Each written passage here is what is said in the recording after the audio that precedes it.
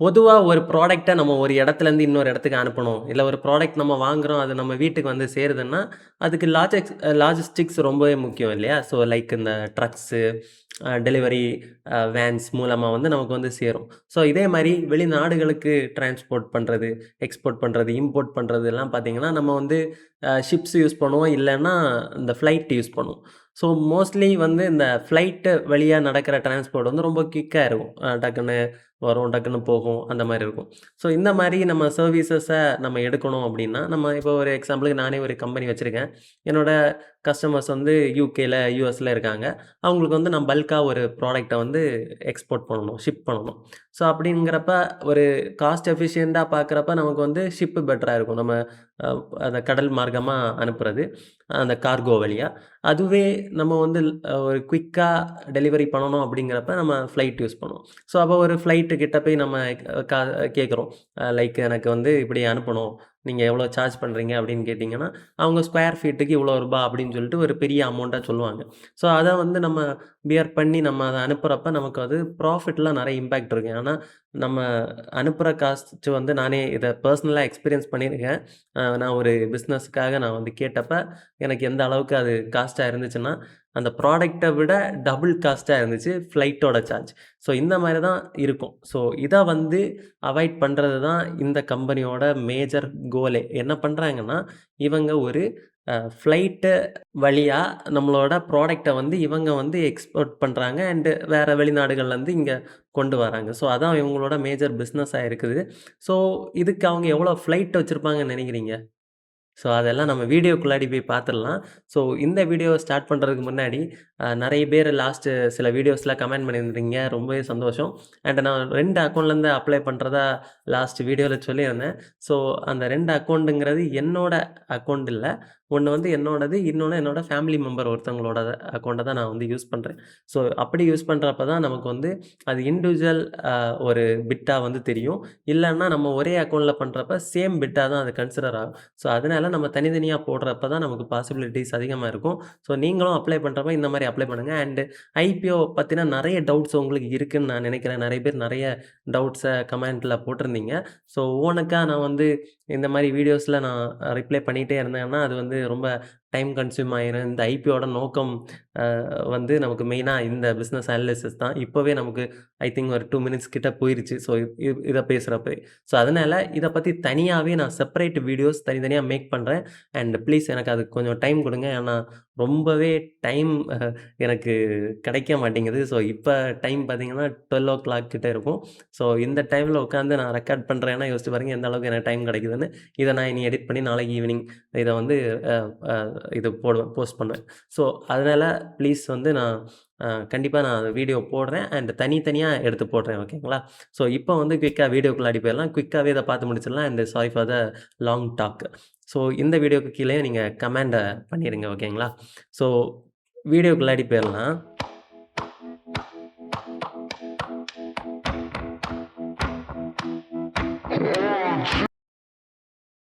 ஸ்கைவேஸ் air service IPO reviewed by Eric J Rasho. So இந்த கம்பெனியோட origin and மைல்ஸ்டோன்ஸ பத்தி பார்த்துடலாம். ஸோ இந்த கம்பெனி வந்து ட்ரெடிஷ்னல் கஸ்டம் ஹவுஸ் ஏஜென்ட்டா இருந்து, இப்போ வந்து இந்தியாவோட நம்பர் 1 ஃப்ரைட் ஃபார்வர்டரா இருக்காங்க. ஸோ அதுக்கு என்ன அர்த்தம்னு நம்ம பார்த்துடலாம். ஸோ கஸ்டம் ஹவுஸ் ஏஜென்ட் அப்படிங்கிறப்ப வந்து என்னன்னா, 1984வது வருஷத்துல இவங்க வந்து ஒரு ஏஜென்ட்டா ஆக்ட் ஆயிருக்காங்க. அதாவது இப்ப எக்ஸ்போர்ட் ஆர் இம்போர்ட் வந்து பண்றவங்களுக்கு நடுவுல ஒரு லைசென்ஸ்டு ஏஜென்ட்டா இருக்காங்க. இவங்க வந்து அத ப்ராசஸா பண்ண அந்த கஸ்டம்ஸ் எல்லாம் கிளியர் பண்ணி குடுக்குற மாரியான ஒரு விஷயம் பண்ணிட்டு இருந்திருக்காங்க. அதுல இருந்து வளர்ந்து, வளர்ந்து 2012ல வந்து பார்த்தீங்கன்னா, ஒரு ஓவர்சீஸ் கம்பெனியான ஒரு சப்சிடரி கம்பெனிய வந்து ஸ்டார்ட் பண்ணியிருக்காங்க. அது ஜெர்மனில. அண்ட் 2025ல ஒரு முக்கியமான ஒரு லாஜிஸ்டிக் கம்பெனில 51% ஸ்டேக்க வந்து அக்வயர் பண்ணியிருக்காங்க. அண்ட் அத வந்து பெயர் மாத்தவும் பண்ணியிருக்காங்க. பப்ளிக் லிஸ்டட் கம்பெனியா இவங்க கம்பெனியா மாத்தியிருக்காங்க. அண்ட் இப்போ வந்து ஸ்டாக் மார்க்கெட்லயும் லிஸ்ட் பண்ண போறாங்க. ஐபிஓ வராங்க 2026ல. அண்ட் 26ல வந்து நம்பர் 1 ரேங்க்ல இருக்காங்க. Air freight forwarded by world ACT. இப்ப இவங்களோட பிசினஸ் மாடல பார்த்துடலாம். அசெட் லைட் பிசினஸ் மாடல்ன்னு சொல்றாங்க. ஸோ சிம்பிளா இவங்களோட பிசினஸ இவங்க எப்படி சம்பாதிக்கிறாங்கன்னு சொல்றேன். ஸோ இப்போ வந்து பார்த்தீங்கன்னா, நம்ம ஃபர்ஸ்ட் அந்த வீடியோ ஸ்டார்ட் பண்றப்போ ஒரு விஷயம் டிஸ்கஸ் பண்ணியிருப்போம். ஸோ இவங்க வந்து நெறைய ஃப்ளைட்ல வந்து இவங்க ப்ராடக்ட்ட டிரான்ஸ்போர்ட் பண்றாங்க. அத வந்து ஷிப் பண்றாங்க. ஸோ இத வச்சு அவங்க சம்பாதிக்கிறாங்கன்னு சொல்லியிருந்தோம். ஸோ இப்போ வந்து அவங்க ஷிப் பண்றாங்க ஓகே தான். உங்களுக்கு எவ்வளோ கப்பல் இருக்கு? எவ்வளோ ஃப்ளைட் இருக்கு? அப்படின்னு சொல்லிட்டு உங்களுக்கு ஒரு டவுட் வரலாம். ஆனா, இவங்க வந்து கிட்டத்தட்ட ஊபர் மாரி தான் ஒர்க் ஆகுறாங்க. லைக் ஸ்விக்கி மாரி, ஊபர் மாரி இந்த மாரி. இவங்க ஒரு மிடில் மேன் மாரி தான். இவங்களுக்கு சொந்தமா ஃப்ளைட் கிடையாது. சொந்தமா கப்பல் கிடையாது. எதுவுமே கிடையாது. ஆனா, இவங்க தான் இந்தியால லார்ஜஸ்ட் அந்த டிரான்ஸ்போர்ட் இதா இருக்காங்க. ஓகேங்களா? ஸோ இப்ப வந்து இதுக்கு காரணம் என்னன்னு பார்த்தீங்கன்னா, இவங்க ஒரு மிடில் மேனா இருக்காங்க. மிடில் வேர் ஆப்பரேட்டர். அதாவது பெரிய பெரிய லாஜிஸ்டிக்ஸ் கம்பெனி இருக்கும். லைக் இந்த அ வெளிநாடுகளுக்கு எக்ஸ்போர்ட் பண்ற கம்பெனி.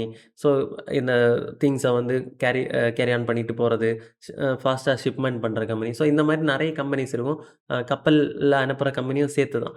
ஸோ இந்த கம்பெனியோட இவங்க ஒரு டை அப் வச்சுக்கிட்டு, இவங்க என்ன பண்றாங்கன்னா, அந்த கம்பெனியோட அந்த சர்வீசஸ இவங்களோட டேஷ்போர்ட், இவங்களோட வெப்சைட்ல வந்து லிஸ்ட் பண்றாங்க. ஸோ இப்போ ஒரு கஸ்டமர் அத பார்க்குறாங்க. ஒரு பெரிய பெரிய பிசினஸ் பண்றவங்க அத பார்க்குறாங்க அப்டின்னா, இவங்க மூலமா வந்து அந்த ப்ராடக்ட் அதாவது அந்த கம்பெனிய வந்து அணுகிருவாங்க. ஸோ இவங்க வந்து அ ஃபார் அன் எக்ஸாம்பிள் நானே ஒரு ப்ராடக்ட் வச்சிருக்கேன். ஒரு 100 டன்னுக்கு ஒரு ப்ராடக்ட் இருக்கு. ஸோ இந்த 100 டன் ப்ராடக்ட்ட எனக்கு வேற ஒரு கண்ட்ரிக்கு அனுப்பணும். அப்டின்னா நான் என்ன பண்ணுவேன்னா, இந்த வெப்சைட்ல போய் நான் வந்து தேடுவேன். ஸோ அப்ப என்னென்ன சப்ளையர் இருக்காங்க? யார் என்ன பிரைசிங்ல இருக்காங்க? ஸ்கொயர் ஃபீட்ல எவ்வளோ பிரைஸ் இருக்கு? அப்படிங்கிறத நான் பார்த்து புக் பண்ணி, நான் அந்த ஃப்ரைட்ட அனுப்பி வச்சுருவேன். ஸோ இவங்களும் நம்மளோட ஃப்ரைட்ட ரிசீவ் பண்ணி, அவங்க வந்து அத சப்ளை பண்ணிருவாங்க. ஸோ இதான் வந்து ஆக்சுவலி நடக்கிற ப்ராசஸ். ஸோ அப்ப இவங்களுக்கு எப்படி லாபம் வருதுன்னு பார்த்தீங்கன்னா, இவங்க வந்து பிளாக் ஸ்பேஸ் அக்ரீமெண்ட் போடுவாங்க. ஸோ அது என்னன்னா, இவங்க பல்க்கா வந்து கார்கோ ஸ்பேஸ வந்து அந்தந்த கம்பெனிஸ் கிட்டேருந்து பர்ச்சேஸ் பண்ணிருவாங்க. அதாவது இப்ப ஸ்கொயர் ஃபீட்டுக்கு நான் வந்து சும்மா அந்த கம்பெனி கிட்ட கேட்குறேன். ஒரு டிரான்ஸ்போர்ட் கம்பெனி கிட்ட கேட்குறேன்னா, "ஸ்கொயர் ஃபீட்டுக்கு எவ்வளோப்பா?" அப்படின்னு கேட்டேன்னா, அவங்க ஒரு ஸ்கொயர் ஃபீட்டுக்கு ரூ. 5000 அப்படின்னு சொல்றாங்கன்னு வைங்க. ஸோ இது வந்து ஹியூஜ் அமௌண்ட்.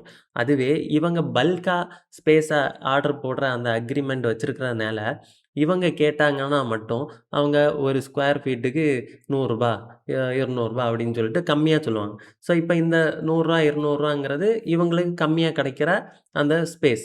ஸோ இந்த ஸ்பேஸ வந்து நம்ம நம்ம யூஸ் பண்றப்ப, நம்மள மாரி ஒரு நெறைய பேரு ஆர்டர் போட்டிருப்பாங்க இவங்க கிட்ட. ஸோ எல்லாத்தையும் பல்க்கா இவங்க கன்சாலிடேட் பண்ணி, அந்த கம்பெனிக்கு வந்து அந்த ரூ. 200 அந்த ஸ்கொயர் ஃபீட்டுக்கு அவங்க புரொவைட் பண்ணுவாங்க. ஆனா நம்ம கிட்ட இவங்க எவ்வளோ சார்ஜ் பண்ணுவாங்கன்னா, ஒரு ரூ. 400 சார்ஜ் பண்ணுவாங்க. நான் ஓனா போய் ஒரு கம்பெனி கிட்ட கேட்கிறப்ப ரூ. 1000 வர்றப்ப, இந்த மாரி ஒரு தேர்ட் பார்ட்டி மூலமா போறப்ப எனக்கு ஒரு 400, ரூ. 500 கம்மியாகுதுன்னா, நான் இந்த மாரி தேர்ட் பார்ட்டி கூட தான் போவேன். கரெக்ட்டா? ஸோ இவங்களுக்குமே அது கம்மியா கிடைக்கிறனால, அந்த டிஃபரன்ஸ் அந்த ரூ. 200 ரூ. 100 டிஃபரன்ஸ் தான் இவங்களோட ப்ராஃபிட்டா இருக்க போகுது. ஓகேங்களா? ஸோ இப்படி தான் இவங்க பிசினஸ் பண்றாங்க. ஸோ இதே மாரி ஒரு கம்பெனி நம்ம பார்த்துருக்கோம். ஷிப் ராக்கெட் அப்படிங்கிற ஒரு கம்பெனி. இப்ப தான் வந்துச்சு ஐபிஓல. ஸோ அந்த கம்பெனியும் இதே கான்செப்ட் தான். ஓகேங்களா? ஸோ இப்ப வந்து இவங்க ஒரே ஒரு விஷயம் வச்சிருக்காங்க. அந்த ப்ராஃபிட் மார்ஜின் வந்து ரொம்ப கம்மியா தான் வச்சிருக்காங்க. ஸோ அ ஒரு சப்ளையர் வந்து எவ்வளோ கேட்கறாங்களோ, அத விட கொஞ்சம் அதிகமா வச்சு தான் இவங்க அதாவது இவங்களோட கிளையண்ட்ஸுக்கு சர்வீஸ் புரொவைட் பண்ணிட்டு இருக்காங்க. அண்ட் இவங்க முக்கியமா ஒரு விஷயம் வச்சிருக்காங்க. அதான் வந்து SLS hike and cargo dash. So எப்படின்னா ஆட்டோமேட்டிக் புக்கிங் இவங்க பண்றாங்க. அதாவது நான் ஃபர்ஸ்ட்டே சொன்ன மாரி, ஒரு ப்ராடக்ட்ட நம்ம வந்து எக்ஸ்போர்ட் பண்றோம் அப்டின்னா, அந்த ப்ராடக்ட்டோட டோட்டல் டிஸ்கிரிப்ஷன் வந்துரும். ஸோ இந்த இந்த ஃப்ளைட்ல வந்து இவ்வளோ காஸ்ட்டு ஸ்கொயர் ஃபீட்டுக்கு. இந்த ஃப்ளைட்ல இவ்வளோ காஸ்ட். இது இவ்வளோ சீக்கிரமா போகும். இது கம்மி ஸ்பீட்ல போகும். இது வந்து லேட் ஆகும். ஸோ இந்த மாரி நெறைய அந்த டிஸ்கிரிப்ஷன் வந்துரும். ஸோ அத பார்த்து நம்ம வந்து டிசைட் பண்ணிக்கலாம். அத ஆட்டோமேட் பண்ணிக்கலாம். அதை தாண்டி அட்வான்ஸ் ட்ராக்கிங் வச்சிருக்காங்க. அதாவது இப்ப கரண்ட்லி எங்க இருக்கு? ஃப்ளைட் எங்க போயிட்டுருக்கு? ஸோ அந்த அளவுக்கு அவங்க ட்ராக்கிங் வச்சிருக்காங்கன்னு சொல்றாங்க. அண்ட் இதையும் தாண்டி கஸ்டம் கிளியரன்ஸ் எல்லாமே பண்ணி குடுக்குறாங்க. ஸோ இதனால இவங்க வந்து அந்த டெக் மோட் வந்து இவங்களுக்கு செமையா இருக்கு. ஸோ அதனாலேயே இவங்களுக்கு நல்ல கஸ்டமர்ஸும் இருக்காங்க. அண்ட் இவங்க வந்து ஏர் ஃப்ரைட் அது வந்து பார்த்தீங்கன்னா, 77% வந்து புரொவைட் பண்ணிட்டு இருக்காங்க. அண்ட் ஓஷன் கடல் மார்க்கமா பண்றது 15% அண்ட் ரிமைனிங் எக்ஸ்பிரஸ் நம்ம லோக்கலா இருக்கக்கூடிய அந்த கொரியர்ஸ் பார்த்தீங்கன்னா, ஒரு 8%. So majority of the revenue வந்து ஏர் ஃப்ரைட் வழியா தான் வருது. அண்ட் இவங்களோட ப்ரொமோட்டர்ஸை பற்றி பார்த்துடலாம். ஸோ யாஸ்பால் சர்மா, ஸோ அவர் தான் chairman and managing director. 30+ years இதில் எக்ஸ்பீரியன்ஸ் இருக்குது. அண்ட் இவங்க வந்து இந்த கம்பெனியை வந்து 1995 தான் ஸ்டார்ட் பண்ணியிருக்காங்க. இந்த கம்பெனி என்னமோ 1984 இவங்க வந்து ஒரு ஏஜெண்டாக ஸ்டார்ட் பண்ணியிருந்தாலும் ஆக்சுவலாக இந்த பிஸ்னஸ்க்குள்ளாடி வந்தது 1995. ஓகேங்களா? அண்ட் இவங்க வந்து former president of air cargo forum India, அவங்களோட ஃபார்மர் பிரசிடெண்ட்டாக இருந்திருக்காங்க. And logistics icon of the decade அப்படிங்கிற ஒரு அவார்டும் வந்து எடுத்திருக்காங்க. ஓகேங்களா? அண்ட் 2வது ப்ரொமோட்டர்னு பார்த்தீங்கன்னா தருண் சர்மா. ஸோ இவர் வந்து old time director and holds 12+ years of experience இருக்குது. அண்ட் ஓஷன் ஃப்ரைட் இண்டஸ்ட்ரியில் வந்து இவங்களுக்கு எக்ஸ்பீரியன்ஸ் இருக்குதுன்னு சொல்கிறாங்க. அண்ட் குளோபல் ஜெயண்ட் அப்படிங்கிற குளோபல் ஜெயண்ட் கம்பெனியான ஃபியூனி அண்டு நாகல் அப்படிங்கிற 2 கம்பெனியில் வந்து இவங்க ஒர்க் பண்ணியிருக்காங்க. அண்ட் ப்ரொனன்சியேஷனுக்கு ரொம்பவே sorry. Successfully transformed Skyways ocean business reach from small geographical area to pan India operations. So ஒரு சின்ன ஏரியாவிலேருந்து இதை பேன் இந்தியா லெவலுக்கு இவங்க புஷ் பண்ணி கொண்டு வந்ததுக்கு காரணம் வந்து இவர் தான். அண்ட் ஐபிஓட டீட்டெயில்ஸ் பார்த்துடலாம். ஸோ சப்ஸ்கிரிப்ஷன் விண்டோ பார்த்தீங்கன்னா ஆகஸ்ட் 24 ஆகஸ்ட் 26 வரைக்கும் இருக்கும். அண்ட் ப்ரைஸ் பேண்ட் பார்த்தீங்கன்னா 131 ருபீஸ்லேருந்து 138 per share. And lot size 100 and minimum investment 13,800. Issue size பார்த்தீங்கன்னா 582 கோடிகள். அண்டு இஷ்யூ பிரேக் டவுன் 398 கோடிகள் வந்து fresh issue. Offer for sale வந்து 184 கோடி. அண்ட் இன்வெஸ்டர் கோட்டா பார்த்தீங்கன்னா 50%. அண்டு ஹெச்என்ஐக்கு பார்த்தீங்கன்னா 15, ரீட்டைலர்ஸுக்கு பார்த்தீங்கன்னா 35%. அண்டு முக்கியமான ஒரு விஷயம் என்னென்னா, இந்த ஐபிஓ வந்து லிஸ்ட் ஆகுறதுக்கு முன்னாடியே இவங்க ப்ரொமோட்டர்ஸ் வந்து கொஞ்சம் கொஞ்சம் ஷேர்ஸை செல் பண்ணியிருக்காங்க. அண்டு கொஞ்சம் காசையும் வந்து ப்ரீ ஐபிஓ வரதுக்கு முன்னாடியே கலெக்ட் பண்ணியிருக்காங்க பெரிய பெரிய இன்வெஸ்டர்ஸ் கிட்ட இருந்து. ஸோ அதனாலே இப்போ கரண்டாக அவங்க கிட்ட இருக்கிற ஹோல்டிங் பார்த்தீங்கன்னா 79.14% தான் இப்போ அவங்க கையில் இருக்கக்கூடிய ஷேர்ஸ். அதில் இருந்து இவங்க ஒரு குறிப்பிட்ட பர்சன்டேஜ் செல் பண்ணுறதுனால இப்போ 56.82 தான் இருக்கும் இந்த ஐபிஓ முடிகிறப்ப. ஓகேங்களா? ஸோ ரிமைனிங் ஒரு 43.18% வந்து பப்ளிக்காக தான் இருக்கும், ஃப்ரீ ஃப்ளோட்டாக தான் இருக்கும். அப்போ இந்த கம்பெனியில் அதிகமான வால்யூம்ஸ் நடக்க வாய்ப்பு இருக்குது. அண்ட் இந்த பணத்தை வச்சு என்ன பண்ண போகிறாங்க அப்படின்னு பார்த்தீங்கன்னா 216 கோடிக்கான கடன் அதை வந்து சீக்கிரமாக அடைக்க போகிறாங்க. அண்ட் 130 கோடிக்கான ஒர்க்கிங் கேபிட்டல், அதாவது கேஷ் ஃப்ளோ வந்து பண்ணுறாங்க. ஸோ பேலன்ஸ் வந்து பார்த்தீங்கன்னா ஜென்ரல் கார்ப்பரேட் பர்பஸ்ன்னு சொல்லியிருக்காங்க. ஃபினான்ஷியல் பெர்ஃபார்மன்ஸ் பற்றி பார்க்குறப்ப ரெவென்யூ வந்து எவ்வளோ வந்திருக்குன்னா ஒரு 47% சிஏஜிஆர் க்ரோத் இருந்திருக்கு. 1200லேருந்து 2800 அப்படியே டபுள் ஆகிருக்கு. அண்ட் எபிட்டா வந்து பார்த்தீங்கன்னா 125 கோடிகளாக இருந்திருக்கு, 61%. ப்ராஃபிட் ஆஃப்டர் டேக்ஸ் பார்த்தீங்கன்னா 35%. ஸோ ரொம்பவே ஒரு நல்ல ஃபினான்ஷியல்ஸ் தான். ஆனால் ஒரு சின்ன விஷயம், பாரோயிங்ஸ் டெப்ட் பார்த்தீங்கன்னா 624 கோடிகளாக அதுவுமே இன்க்ரீஸ் ஆகிருக்கு. ஸோ இந்த ஐபிஓ மூலமாக அவங்க இவ்வளோ கடன் பே பண்ணுறதுனால ரிமைனிங் ஒரு 400 கோடி சம்திங் கடன் இருக்கும். ஸோ அதை வச்சு பார்க்குறப்ப இவங்களுக்கு இன்னுமே ப்ராஃபிட்டபிலிட்டி இன்க்ரீஸ் ஆகிறதுக்கு அதிகமான வாய்ப்பு இருக்குது. அண்ட் இதில் வந்து ஒரு நெகட்டிவான விஷயம் என்ன சொல்கிறாங்கன்னா, ரேசார் தின் ப்ராஃபிட் மார்ஜின், அதாவது லாஸ்ட் 2026 2.26% தான் இவங்களோட ப்ராஃபிட் மார்ஜினாக இருந்திருக்கு. பொதுவாக ஒரு பிஸ்னஸ் வந்து நல்லா ரன் ஆகணும்னா 15% ப்ராஃபிட் மார்ஜினாவது மினிமம் இருக்கணும்னு சொல்லுவாங்க, பல எக்ஸ்பென்சஸ் இருக்கிறதுனால. ஸோ இந்த மாதிரி தின் ப்ராஃபிட் மார்ஜின் இருக்கிறது வந்து ஒரு கம்பெனி கண்டிப்பாக நெகட்டிவான விஷயம்தான்.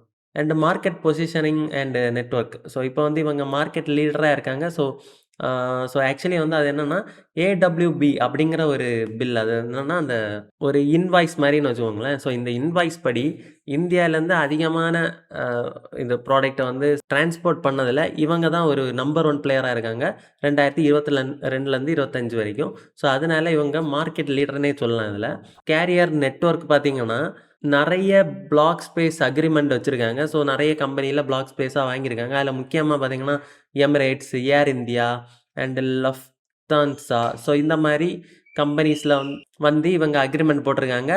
அதுவும் 56 குளோபல் அண்ட் ரீஜனல் ஏர்லைன்ஸ் கூட இவங்களுக்கு கான்ட்ராக்ட் இருக்குது. அண்ட் கிளைண்ட் பேஸை பற்றி பார்த்தீங்கன்னா 9504 ஆக்டிவ் கிளைண்ட்ஸ் இருக்காங்க 2026 டேட்டா படி.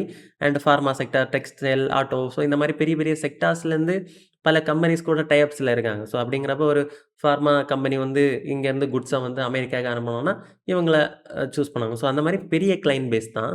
ஸோ இவங்களுக்கு என்ன மாரி வீக்னஸ் இருக்குன்னு பார்த்தீங்கன்னா, இந்த ரைஸ் ஆர் தின் ப்ராஃபிட்டபிலிட்டி. அதாவது 2,800 கோடிக்கான ரெவென்யூ வந்திருக்கு. ஆனா, ப்ராஃபிட் மார்ஜின் 2.26 தான். ரொம்ப கம்மியான ப்ராஃபிட் மார்ஜின். ஸோ ஏதாவது பெரிய பிரச்சனைகள் எல்லாம் நடந்துச்சுன்னா, அத அப்சார்ப் பண்றதுக்கு அளவுக்கு இவங்களுக்கு ஒரு ப்ராஃபிட் அதிகமா வரல. ஓகேங்களா? அதேமாரி நெறைய கடன் இருக்கு. அண்ட் ஒர்க்கிங் கேப்பிட்டலும் இல்லாம இருக்கு. அவங்களுக்கு அடுத்த பிசினஸ கேரி ஆன் பண்றதுக்கு வந்து இந்த கடன் இருக்கிறது ஒரு பிரச்சனை, வட்டி கட்டணும். 2வது கையிருப்பு காசு இல்லாதது ஒரு பிரச்சனை. ஓகேங்களா? ஸோ அது வந்து இந்த ஐபிஓ மூலமா கொஞ்சம் சரி செய்யப்படலாம். பட் இது வந்து ஃபியூச்சர்ல போக போக எப்படி ஒர்க் ஆகுதுன்னு சொல்லிட்டு போக போக தான் தெரியும். ஏன்னா, இவங்களுக்கு வந்து சொந்தமான எந்த ஒரு ஃப்ளைட்டும் இல்லாதது, சொந்தமான எந்த ஒரு கப்பலும் இல்லாததுனால, மோஸ்ட்லி இவங்க கிளையண்ட்ஸ் எல்லாம் பார்த்தீங்கன்னா, பெரிய பெரிய கம்பெனிஸ்ல பெரிய பெரிய கம்பெனிஸா தான் இருக்கும் மோஸ்ட்லி. ஸோ அவங்க தான் எக்ஸ்போர்ட் பண்றதுக்காக இவங்கள அணுகுவாங்க. ஸோ அந்த டைம்ல நெறைய கடன் வச்சு, இவ்வளோ நாளைக்கு ஒரு வாட்டி தான் பே பண்ற மாரி எல்லாம் அக்ரீமெண்ட் போட்டுப்பாங்க. 1 year agreement, 2 year agreement so அந்த மாரி. ஸோ அதனாலேயே உங்களுக்கு அந்த காசு வர்றதுக்கான டிலே இருக்குன்னு சொல்றாங்க. And supplier concentration. முழுக்க முழுக்க தேர்ட் பார்ட்டி கேரியர்ஸ் வழியா தான் இவங்க வந்து சப்ளை பண்றாங்க. இவங்க சொன்ன மாரி எந்த ஒரு சொந்தமான ஃப்ளைட்டோ, வண்டியோ எதுவுமே கிடையாததுனால, அது ஒரு பிரச்சனையாவே தான் இருக்கு. அண்ட் டாப் 5 சப்ளையர்ஸ் வந்து ஒரு 36.1% வந்து இவங்களுக்கு அந்த சர்வீஸ குடுக்குறாங்க. ஓகேங்களா? ஸோ அதனால அந்த டாப் 5லேருந்து ஏதாவது 1, 2 இவங்களுக்கு மிஸ் ஆச்சுனா கூட ரெவென்யூ வராமலே போயிரும். அண்ட் ஒரு பெண்டிங் லீகல் லிட்டிகேஷனும் இருக்கு. ஸோ அது பார்த்தீங்கன்னா, கிரிமினல் எஃப்ஐஆர்ன்னு சொல்றாங்க. அது வந்து பிரைஸ் போர்ட் லாஜிஸ்டிக்ஸ் அப்படின்னு ஒரு கம்பெனி வந்து ஃப்ராட் அப்படிங்கிற மாரி இவங்களுக்கு வந்து ஒரு அ இன்ஃப்ளேட்டட் இன்வாய்சிங் அதாவது ஒரு யுகே கிளையன்ட்டுக்கு வந்து அதிகமான விலைக்கு இன்வாய்ஸ் குடுத்துருக்காங்கங்கிற மாரி ஒரு ஃப்ராட் கம்ப்ளைண்ட் ரெஜிஸ்டர் பண்ணியிருக்காங்க. ஸோ அது வந்து பெண்டிங்ல இருக்கு. அது ஒரு ரிஸ்க் தான். வேல்யூவேஷனும், பியர்ஸும் பத்தி பார்க்குறப்ப இந்த ஸ்கைவே ஏர் சர்வீசஸ் கம்பெனியோட இப்ப கரண்ட் பிஇ செக் பண்ணி பார்க்குறப்ப 31.6 இருக்கு. மத்த கம்பெனிஸ கம்பேர் பண்றப்ப ரொம்ப, ரொம்ப, ரொம்ப கம்மியா தான் இருக்கு. ஸோ ஒரு ஃபேர்லி வேல்யூடு கம்பெனி தான். அண்ட் ஸ்வாட் அனாலிசிஸ் பார்க்குறப்ப ஸ்ட்ரென்த்ன்னு பார்த்தீங்கன்னா, நம்பர் 1 ஏர் ஃப்ரைட். ஸோ அது வந்து ஒரு ஸ்ட்ரென்த்தா இருக்கு.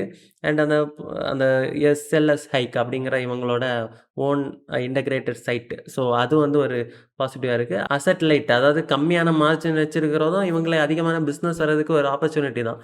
ஆனா அதுவே வீக்னஸா அமையுது. 2.26% தான் இவங்களுக்கு ப்ராஃபிட் மார்ஜினா இருக்கிறதுனால அது ஒரு பிரச்சனை தான். அதேமாரி கடன் அதிகமா இருக்கு. அது ஒரு பிரச்சனையா இருக்கு. அதேமாரி தேர்ட் பார்ட்டி ஏர்லைன்ஸ் கிட்ட தான் எல்லாமே இவங்க கான்ட்ராக்ட் வச்சிருக்காங்க. சொந்தமா ஃப்ளைட் இல்லாததும் ஒரு பிரச்சனை தான். அதேமாரி ஆப்பர்ச்சுனிட்டின்னு பார்த்தீங்கன்னா, சைனா பிளஸ் ஒன் அப்படிங்கிற மாரி இப்ப இருக்கிறனால நெறைய மேனுஃபேக்சரிங் ஷிஃப்ட் வந்து இந்தியாக்குள்ள நடக்குது. ஸோ இதனாலே இவங்களுக்கு வந்து அதிகமான டிரான்ஸ்போர்ட், எக்ஸ்போர்ட், இம்போர்ட் ஸோ இந்த மாரி பிசினஸ் அதிகமாக வாய்ப்பு இருக்கு. ஸோ அதனாலே ஒரு ஆப்பர்ச்சுனிட்டி இருக்கு. அதேமாரி த்ரெட்டும் இருக்கு. குளோபலா பார்த்தீங்கன்னா, அந்த ஹமாஸ் இஷ்யூ ஸோ இந்த மாரி குளோபல் பிரச்சனைகள் நடக்கும்போது இவங்க கப்பல் எல்லாம் போகாம வராம இருக்கும். ஃப்ளைட் வந்து ஒரு சில கண்ட்ரிய தாண்டி பறக்க முடியாம இருக்கும். ஸோ இந்த மாரி பிரச்சனைகள் எல்லாம் இருக்கிறது வந்து இவங்களுக்கு பெரிய இஷ்யூவா அமைய வாய்ப்பு இருக்கு. அண்ட் ஃபைனல் வெர்டிக்ட் என்னன்னு பார்த்தீங்கன்னா, இவங்களோட கரண்ட் கிரே மார்க்கெட் பிரீமியம் இத ரெக்கார்ட் பண்றப்ப 20% கிட்ட இருக்கு. அண்ட் லிஸ்டிங் கெயின்ஸுக்கு வந்து பார்த்தீங்கன்னா, மேபி அப்ளை பண்ணலாம். ஆனா நமக்கு பெரும்பாலான ஐபிஓ அப்ளை பண்ணாலும் கிடைக்க மாட்டேங்குது. ஸோ அப்ளை பண்ணலாம் அப்படிங்கிற மாரி தான் அப்ளை பண்ணிட்டு இருக்கேன். இதுக்கு முன்னாடியெல்லாம் பார்த்தீங்கன்னா, நான் அ ஒரு 35% மேல லிஸ்டிங் கிடைக்கிற மாரி இருந்தா தான் அப்ளை பண்ணுவேன். ஆனா இப்ப வந்து சரி எங்க கிடைக்கவே இல்லையே அப்படின்னு சொல்லிட்டு ஒரு 15% மேல இருந்தாலும் அப்ளை பண்ணிக்கிட்டு இருக்கேன். ஆனா அதுவுமே கிடைக்க மாட்டேங்குது. நான் வந்து மோஸ்ட்லி 2 டூ 3 அக்கவுண்ட்ஸ்ல அப்ளை பண்ணுவேன். ஸோ என்னோட அக்கவுண்ட்ல 3மே செப்பரேட் பான் கார்டு தான். ஓகேங்களா? ஸோ அதேமாரி லாங் டெர்ம் நமக்கு கொஞ்சம் கொஞ்சமா வாங்கலாம் அப்படிங்கிற மாரி நம்ம எக்ஸ்பெக்ட் பண்றோம். பட் இருந்தாலும் நம்ம ஒரு வேள கிடைக்கல, ஐபிஓல கிடைக்கல அப்படின்னா, லிஸ்ட் ஆனதுக்கு அப்புறம் கூட நம்ம கொஞ்சம் வெயிட் பண்ணி வாட்ச் லிஸ்ட்ல வச்சுட்டு வாங்கலாம் அப்படின்னு சொல்லிட்டு யோசிக்கலாம். ஏன்னா இவங்க வந்து இந்தியாவிலேயே டாப் லீடரா இருக்காங்க. அண்ட் இம்போர்ட், எக்ஸ்போர்ட் பிசினஸ் கண்டிப்பா குரோ ஆக தான் போகுது இந்தியா மாரி கண்ட்ரீஸ்ல. ஸோ அது வந்து நமக்கு ஃபியூச்சர்ல கை குடுக்க வாய்ப்பு இருக்கு. ஸோ நீங்க இந்த ஐபிஓல அப்ளை பண்ணுவீங்களா? அண்ட் அப்ளை பண்ணீங்கன்னா எவ்வளோ லாட் அப்ளை பண்ணுவீங்க? அத நீங்க கமெண்ட்ல சொல்லுங்க. அண்ட் உங்களுக்கோ இல்ல உங்க ஃப்ரெண்ட்ஸ் ஆர் ஃபேமிலிஸ் யாருக்காவது வந்து health insurance or term insurance தேவைப்பட்டுச்சுன்னா, மறக்காம என்ன கான்டாக்ட் பண்ணுங்க. லிங்க் வந்து டிஸ்கிரிப்ஷன்ல இருக்கு. ஸோ அதில வந்து கூகுள் ஃபார்ம் இருக்கும். அத ஃபில் பண்ணா போதும் நானே உங்கள கான்டாக்ட் பண்றேன். அண்ட் பணத்த உங்க பக்கம் இருக்கணும்னா, மறக்காம மணிமேகலை சேனல சப்ஸ்கிரைப் பண்ணிக்கோங்க.